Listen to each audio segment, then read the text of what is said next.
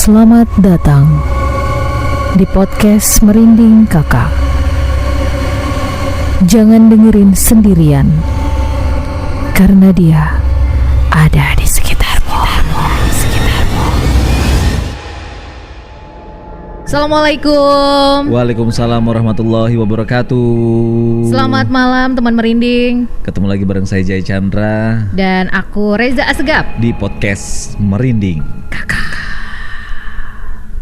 Bismillahirrahmanirrahim. Kita malam ini bakal mulai lagi untuk podcast Merinding Kakak. Kita bakal ngobrolin hal-hal yang dekat dengan kehidupan kita. Dan bahkan ketika kita ngobrol kayak gini juga dia ada di sekeliling kita. Benar, jadi buat kalian yang malam Jumat ini sendirian dan dengerin podcast Merinding Kakak, diharap jangan nonton dan jangan dengerin sendirian, karena dia ada di sekitar kita. Benar, Mak.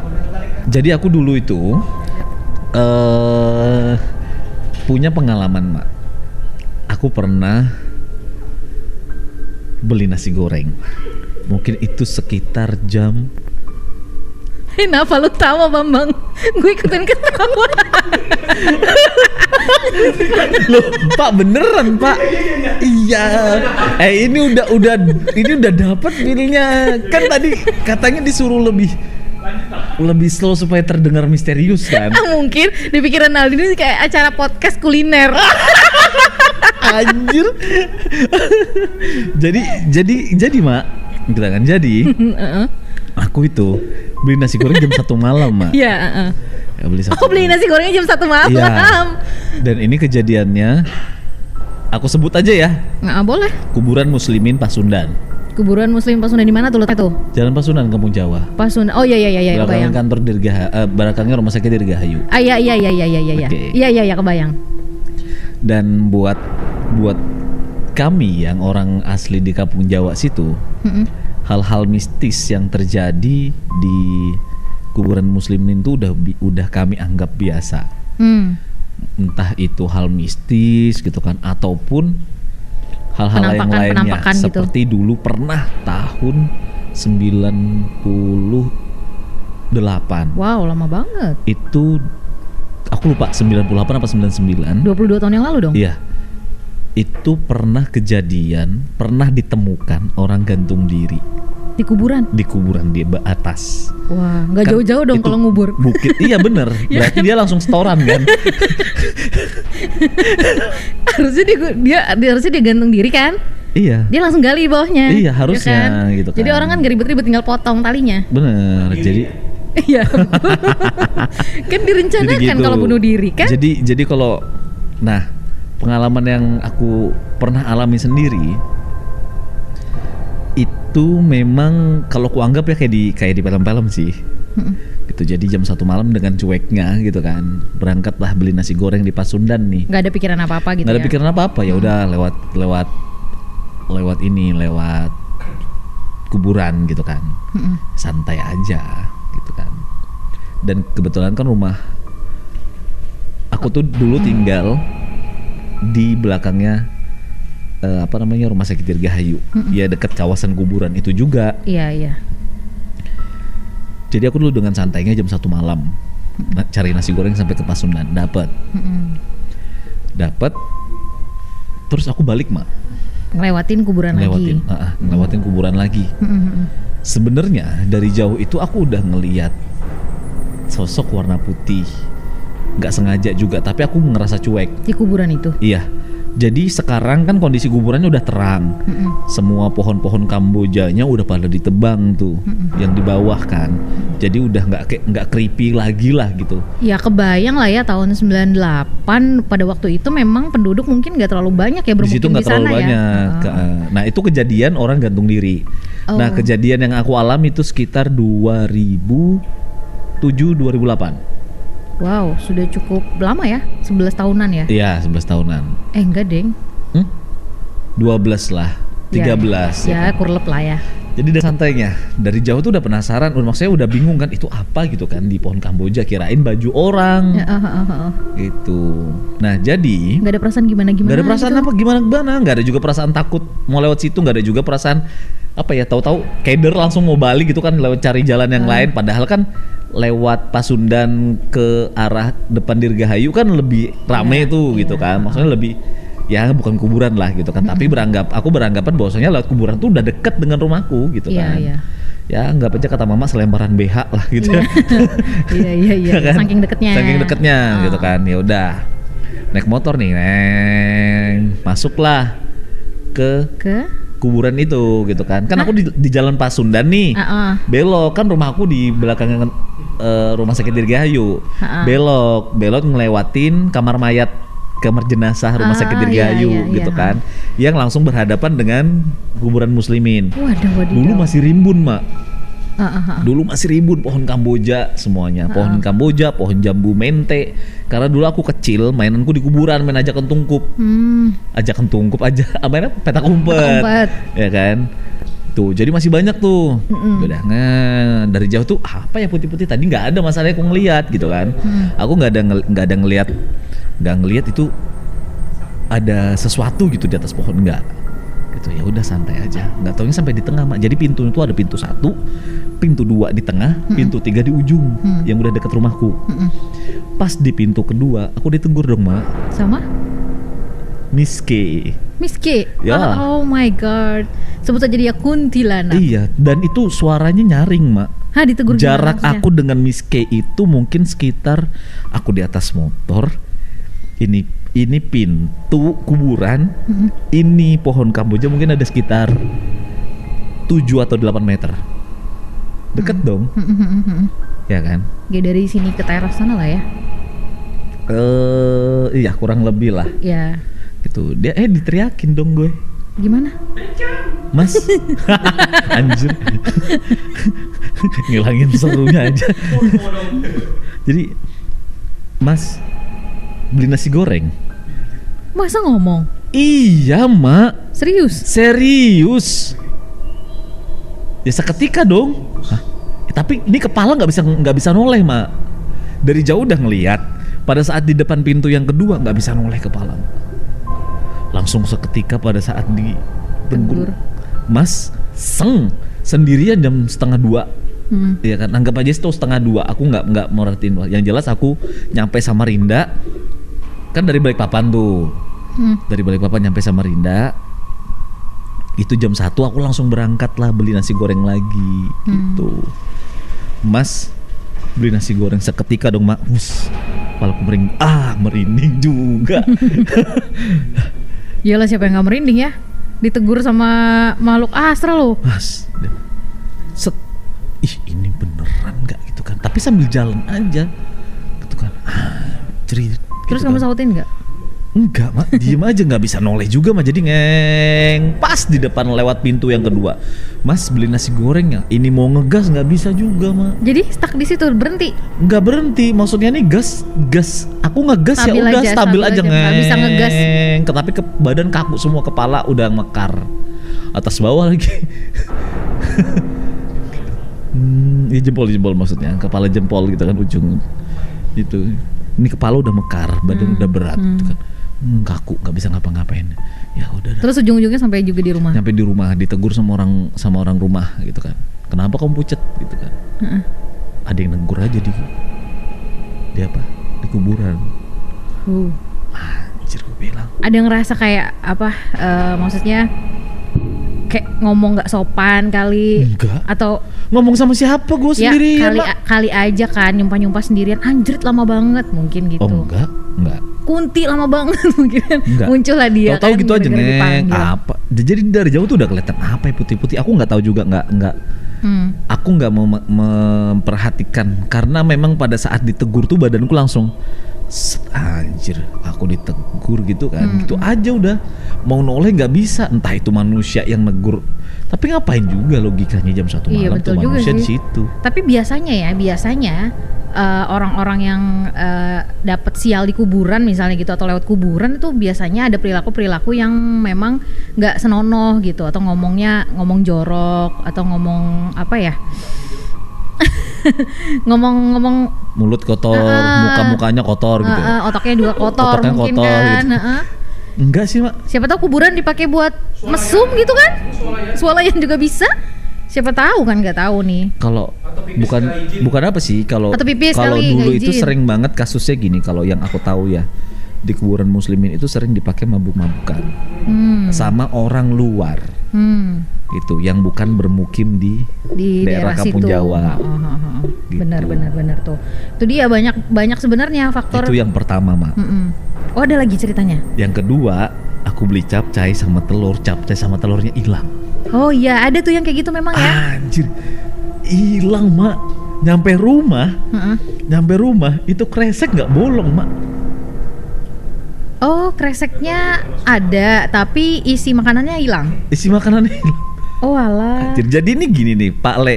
Ya Pak Le-nya itu langganan juga sih, Pak Le nasi gorengnya. Pak Le nasi gorengnya langganan. Jadi Pak Le itu masukin bungkusan makananku itu di depanku, Mak. Kan aku berdiri berhadapan Yang gini. nggak mungkin juga kamu bawa plastik kosong kan? Pasti Ya nggak kamu ngerasa mungkin berat lah. dong. Ya iyalah. Ya iya. Nih 3 bungkus nih ya. Dipisahin sama Pak Le-nya. Mas, ini capcay di sini gitu. Mas, nasi goreng sama nasi bawah sebelah sini. Ya Pak Le, ini Mas. Pak Le yang ngasih 2 bungkus, Mak.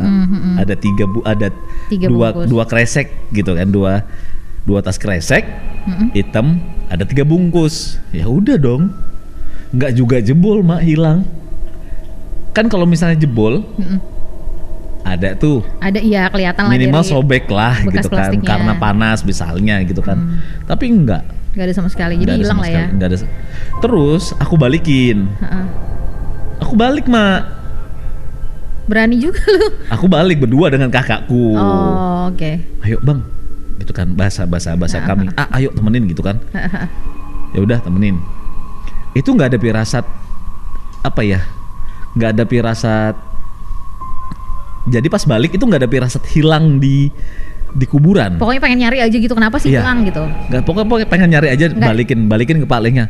Pak Le, tadi bungkusanku Ketinggalan kan? ke 1. Loh, Mas, kan Mas sendiri yang ngambil bungkusannya 2 kresek, dia bilang kayak gitu kan, 2 kresek ada 3 bungkus. Kan saya bungkus di depannya sampean, katanya Pak Le. Hah? Jadi mikir, Pak Le, tadi itu di dalam kresek itu ada telur utuhnya kan, Pak Le, gitu kan. Iya Mas, ada. Karena aku nggak minta, maksudnya tuh telurnya nggak usah dicampur, telurnya dipisahin aja, jadi telur rebus utuh gitu kan. Jadi langsung kita bertiga, aku, kakakku dan Pak Le-nya tuh menyimpulkan kayaknya hilang di kuburan nih. Pak Le-nya kebetulan nanya, Mas, sampean lewat kuburan?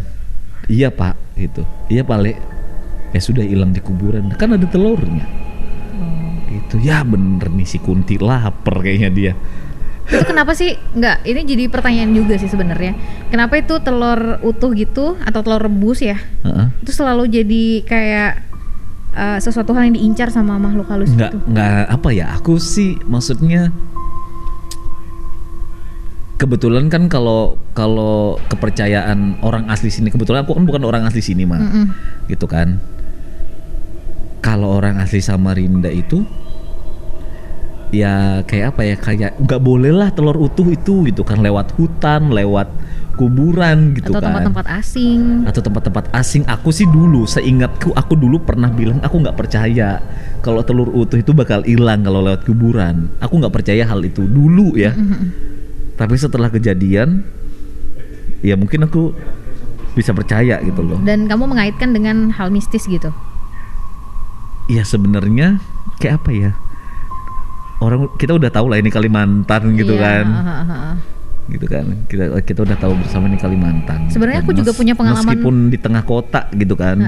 Meskipun itu kuburan adanya di tengah kota, kan emang bener di tengah kota, di belakangnya kantor gubernur kan. Nah, waktu itu aku malahan justru di daerah pedalamannya Kalimantan. Waktu itu aku arah ke Longbagun. Jadi sebentar ya, aku sanggah dulu ya. Jadi tuh soal telur nih, yang katanya jadi incaran makhluk halus gitu, kenapa sih sebenarnya? Itu yang penasaran juga kita ya. Apalagi kadang-kadang kayak kita yang nggak terlalu percaya hal-hal mistis gitu ya. Iya kan. Jadi kami itu melakukan perjalanan ke Longbagun. Longbagun itu kan daerah perbatasannya Kalimantan juga.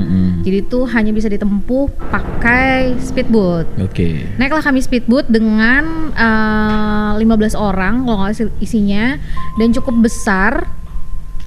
Itu biasanya katanya kalau kita ke Hulu Mahakam itu, kalau ada pendatang, kita kan pendatang nih jatuhnya, itu tuh selalu air pasang, dan memang dalam keadaan air pasang. Lalu si speedboat kami ini nggak jauh kami itu meninggalkan dermaga, macet. Macet dalam keadaan air yang benar-benar pasang banget, udah nggak kelihatan pinggiran-pinggiran Sungai Mahakam itu sepanjang jalan menuju Longbagun. Itu nggak jauh, pokoknya dermaga itu masih kelihatan, tapi udah menunjukkan hal-hal yang nggak lazim gitulah. Ya, bisa dibilang mungkin ada unsur-unsur mistisnya juga gitu. Ternyata salah satu dari anggota kita yang ada di speedboat itu, dia bawa telur rebus. Setelah dia sadar, dan ternyata memang dia yang paling ketakutan. Baru dia ngaku kalau dia itu bawa telur rebus, dan akhirnya dia cemplungkan semua telur rebusnya ke sungai. Baru kami dipindahkan ke speedboat baru lancar perjalanan. Itu aku nggak tahu ya ini berhubungan dengan hal-hal mistis atau enggak si telur ini. Yang pasti yang menjadi alasan kami akhirnya berpindah speedboat dan akhirnya perjalanan bisa lancar lagi itu karena mungkin telur itu yang menjadi incaran, dan akhirnya mungkin dia ada di speedboat kami itu yang membuat speedboat kami itu jadi macet mungkin ya. Beberapa kepercayaan, dan akhirnya kami ngobrol pun seperti itu yang dikeluarkan gitu loh statementnya. Iya sih, kita maksudnya aku pun itu belum terpecahkan sampai sekarang. Aku pribadi belum menemukan alasan yang ya nggak juga perlu kita jawabannya sih sebenarnya. Kalau kita tahu jawabannya, dijawab sama yang mau telur gimana? Enggak, maksudnya kenapa kok telur itu bisa sangat berkaitan dengan hal mistis gitu kan. Yang aku juga dulu pernah nyeletuk, masa sih telur doang gitu kan. Telur doang masa bisa sampai segitunya gitu kan. Gak boleh bawa di tengah hutan, gak boleh bawa di kuburan gitu kan. Termasuk kan telur asin gitu. Gitu. Terus memang ya kalau di sajen-sajen yang disajikan itu kan selalu ada telur juga nggak sih? Sadar nggak sih kalau seringkali orang Kalimantan sering ngadain acara itu selalu kayak ada apa ya istilahnya tuh ya? Bukan sajen sih mereka bilangnya. Apa ya istilahnya? Ada yang ingat nggak sih? Kalau kita ada acara kawinan, nikahan gitu tuh ada ketan, di atasnya telur. Harus ada itu. Bukan. Apa sih namanya? Penduduk. Iya, penduduk gitu bahasanya, penduduk. Jadi tuh harus ada di setiap sudut rumah kalau mau ada acara. Jadi tuh ketan sama telur rebus di atasnya, ya nggak sih? Iya benar. Nah benar. Itu kenapa? Itu yang kayak kayak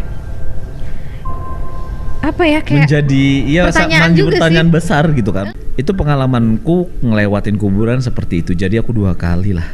2 kali. Dapat pengalaman yang nggak enak ya? Nggak enak. Ketika menuju kuburan. Ketika menuju kuburan. Ngelewatin kuburan. Menuju kuburan jalan sendiri, Pak. Gali sendiri. Iya, jadi sebenarnya kalau masalah kuburan sih sama lah kayak tempat-tempat yang angker mungkin ya. Oke, sama. Ya, horornya tuh sama gitu. Ketika ngelewatin itu kayak yang ya ampun aku lewat kuburan males banget, bisa nggak sih di skip aja ini ya kan? Bagian yang lewatin kuburannya itu. Tapi mau gimana ya, karena situasi dan kondisi seperti kamu bilang tadi, rumah kamu memang dekat kuburan ya, dan memang keperluannya juga harus melewati tempat itu, mau gimana lagi. Tapi yang harus juga diketahui sama teman merinding adalah kayak etikanya lah. Etikanya, apalagi kayak tadi Jay bilang ada yang mabok-mabokan di kuburan. Ya ampun, kita ini kan hidupnya berdampingan ya, ada dunia sebelah juga gitu loh. Bisa jadi dia marah, dan ketika marah kan udah nggak tahu siapa yang minum siapa yang enggak. Makanya yang lewat digangguin aja. Tapi gini, yang perlu digarisbawahi adalah namanya orang mati ya udah mati gitu ya. Orang meninggal ya udah meninggal. Yang perlu digarisbawahi, kita juga nggak boleh percaya bahwasanya yang ada di kuburan itu adalah rohnya yang orang-orang meninggal gitu kan. Karena yang namanya udah mati ya udah, roh udah terpisah dengan dunia kan. Betul. Gitu. Itu sebenarnya ya bisa dikatakan jin. Iya, Bukan jin, dikatakan sih emang jin. memang jin-jin jahat gitu sih. Jin-jin yang usil gitu kan, betul, yang nggak betul. baik gitu. Karena memang kita berdampingan dengan jin, dengan setan. Iya, Ya kan? banyak banget juga tentang yang berkaitan dengan kuburan nih, kayak misalnya ada yang melahirkan. Jadi tuh meninggal dalam keadaan masih hamil. Nah, hamil. benar. Kalau ya seperti yang pernah kita ini ya kan, tonton ya Mak ya, mungkin kayak Susana. Film-film lama gitu ya. Jadinya sundel bolong. Sundel bolong gitu-gitu. Jadi kunti. Iya, Terus harus ditungguin katanya Iya, sampai 40 hari. Iya, ada. Tapi nggak tahu ya, zaman sekarang tuh apakah masih ada ya tradisi-tradisi kayak gitu ya, mitos-mitos kayak gitu tuh apakah memang masih dipercaya oleh masyarakat sejauh ini?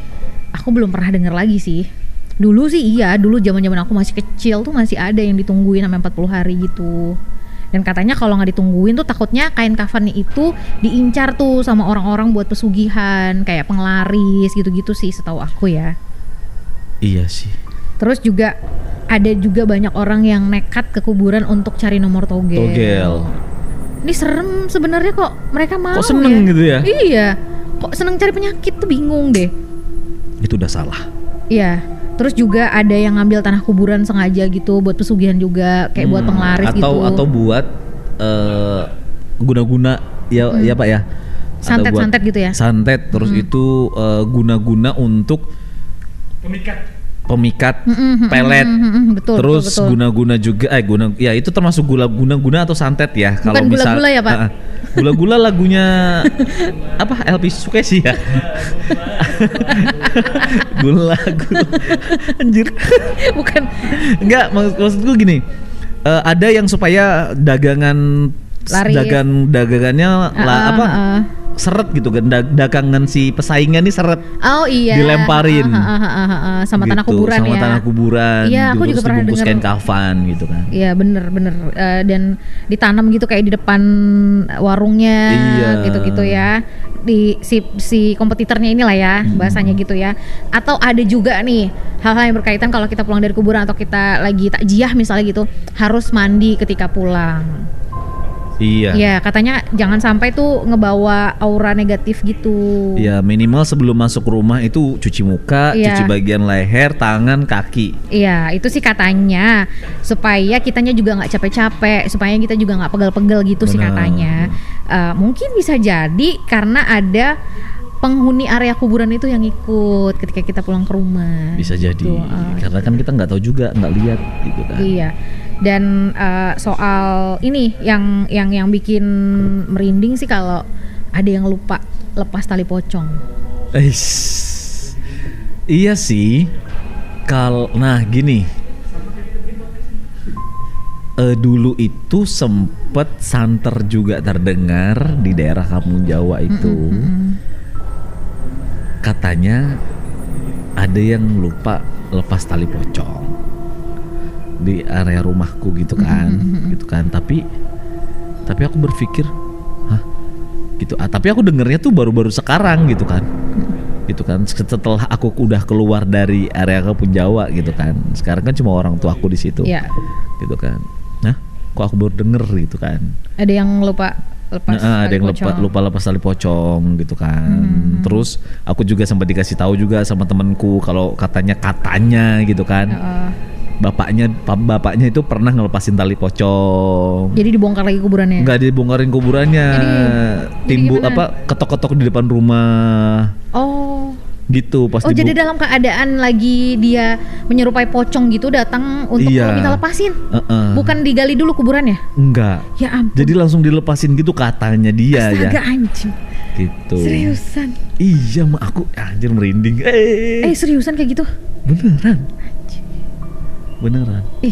Seriusan kayak gitu? Iya. Kupikir tuh ya kalau misalnya dia datang tuh dalam mimpi doang gitu. Terus kayak ngasih kabar, tolong dong dilepasin tali pocongnya gitu. Terus nanti maka warga itu akan berembuk lalu ngegali kuburnya, baru dilepas tali pocongnya. Ini datang dalam bentuk pocong. Jadi ini aku juga maksudnya ini aku dapat cerita dari temen gitu kan. Anjir.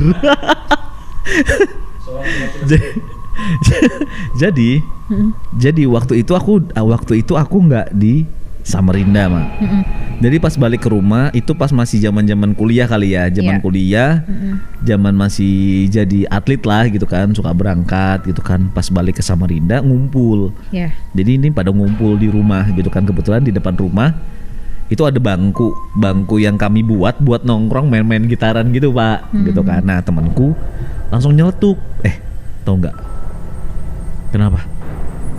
2 hari yang lalu, kemarin lusa, ada yang ngetok-ngetok depan rumah.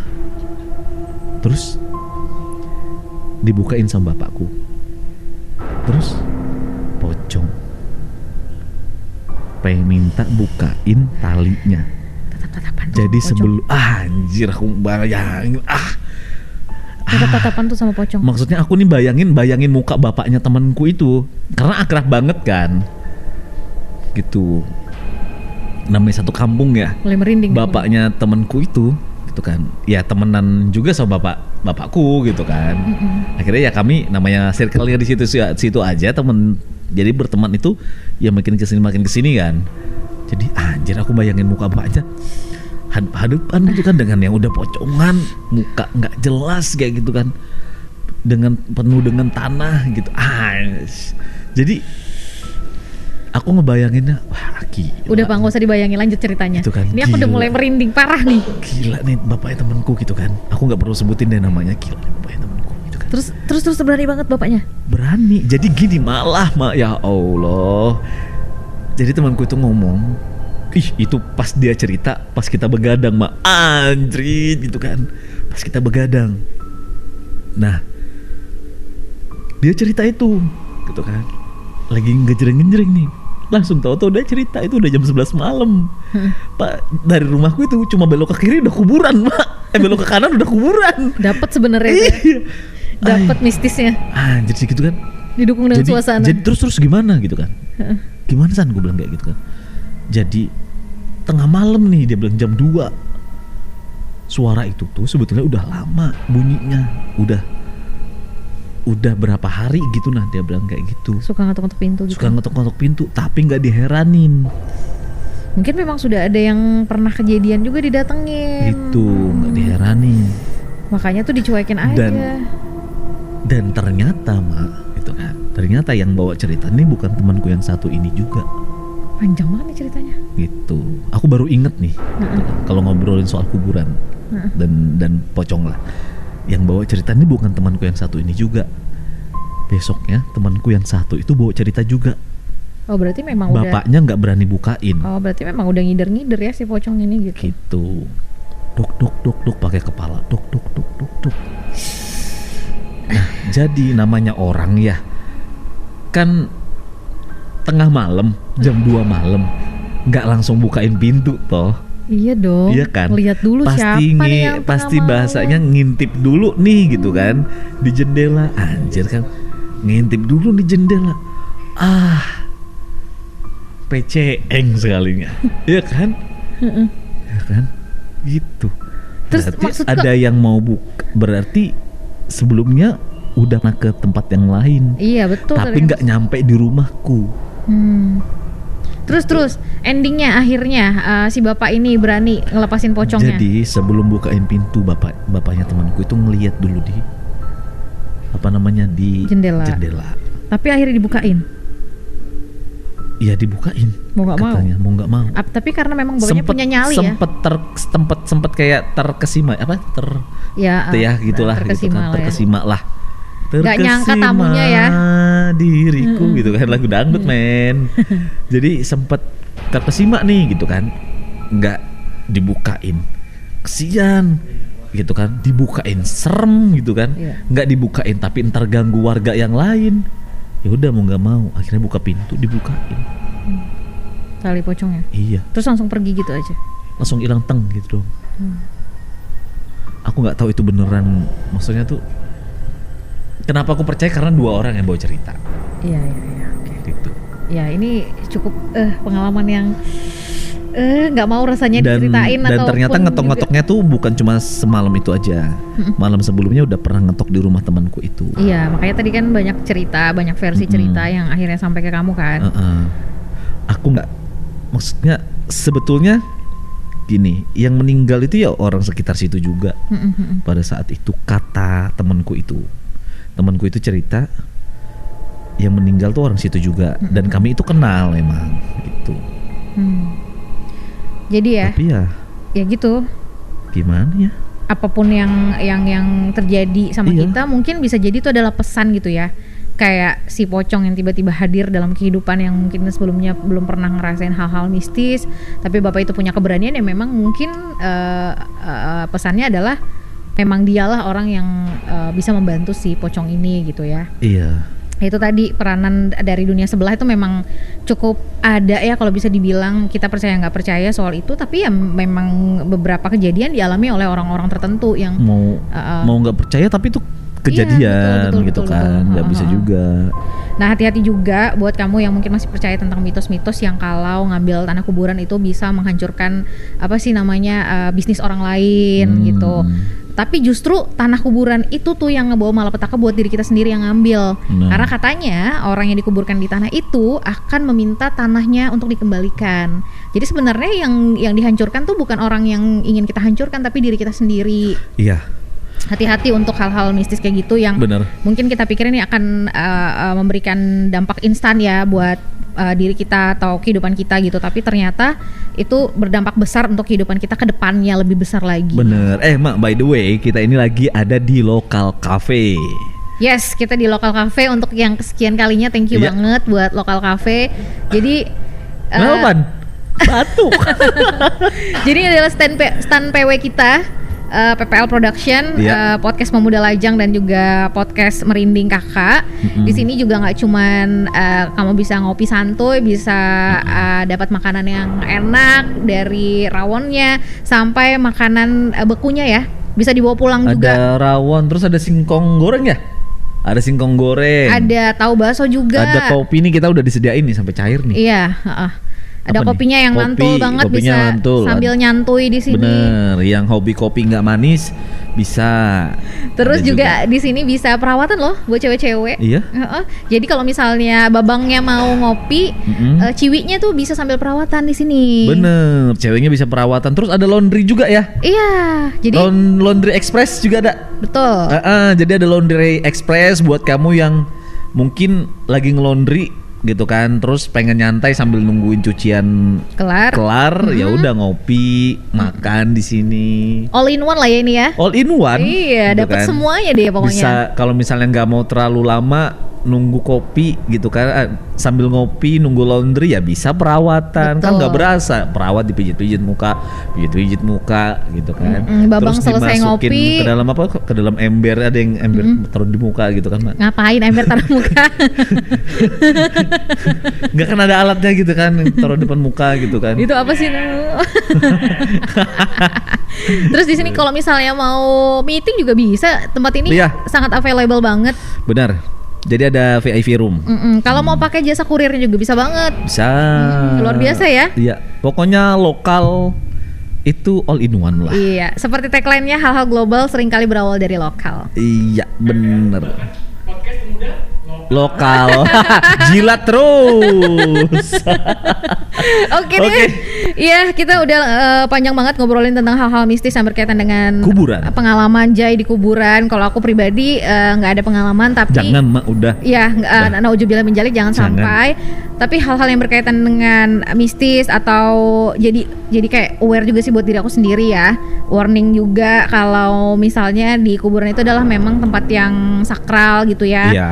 Dimana kita dekat dengan kematian, mengingatkan kita sama kematian. Jadi hati-hati, memang ada dunia sebelah yang memperhatikan gerak-gerik kita. Iya, dan memang kita berdampingan. Betul gitu kan, sekali. dengan mereka. Jadi kalau bisa usahakanlah kita jangan saling mengusik. Betul sekali. Dan ketika kamu memasuki area kuburan atau melewati area kuburan, jangan lupa kasih salam, karena mereka itu bisa menjawab salam kamu loh. Iya, meskipun kamu nggak dengar. Betul sekali. Ya, assalamualaikum ya ahlil kubur. Biasanya kayak gitu biasanya. Nah, dia akan lebih menghormati kita dan mungkin bahkan kita Mungkin dijaga. aku dikerjain karena nggak salam kali ya. Bisa jadi. Itu Ya aku mikirnya kan kenapa nggak salam? Ya orang-orangnya udah pada tidur gitu kan. oh iya. Udah malam juga, Mak, gitu. Jam 1 malam. Oke, sampai di sini dulu untuk podcast Merinding Kakak. untuk episode kali ini. Anjir. Kita ketemu lagi di malam-malam Jumat berikutnya ya. Ya, selamat bermalam Jumat buat kamu. Saya Jaya Chandra. Saya Reza Segap. Assalamualaikum warahmatullahi wabarakatuh. Podcast Merinding Kakak. Merinding Kakak. Podcast Merinding